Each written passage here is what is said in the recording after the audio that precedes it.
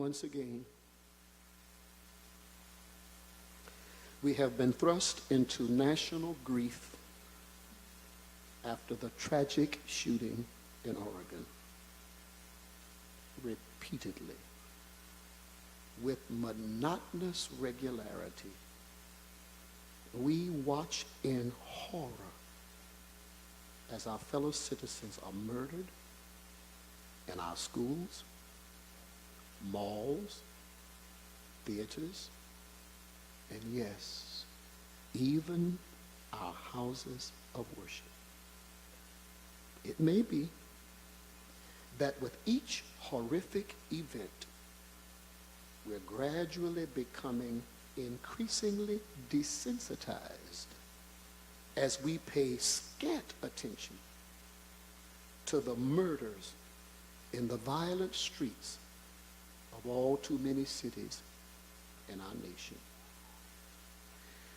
When these crises occur involving guns, we traverse the same well-trodden path.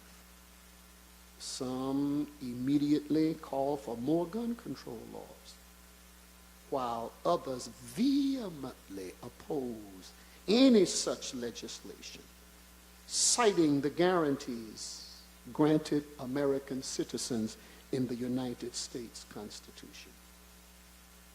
Let it be said with utmost clarity.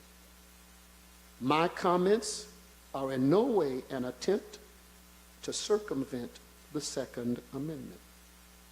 In all honesty, however, it is difficult to believe that the founding fathers of this republic would want us to sit idly by while our streets run red with the blood of our citizens. Are we to believe and accept the fact that this often largely partisan issue can so paralyze us that all we can do is wait for the next tragedy while sending out to the grieving our thoughts and prayers? Are we at once powerless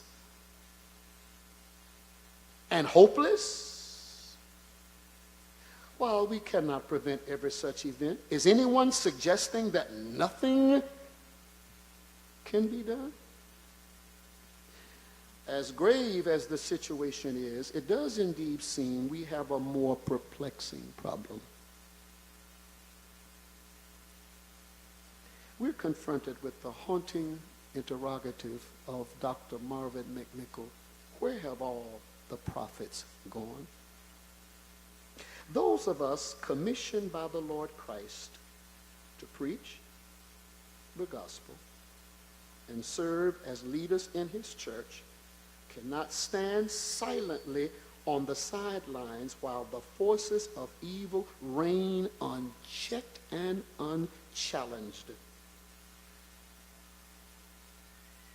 As never before, our society must be boldly confronted with the clear and unsettling words, "Thus saith the Lord."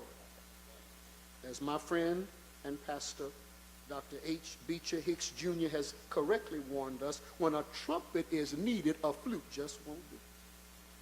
Today, I am calling on pastors, bishops, presidents, and denominational leaders, and those men and women privileged to reach millions through their television broadcasts, to join me in calling the people of God to prayer, to call this nation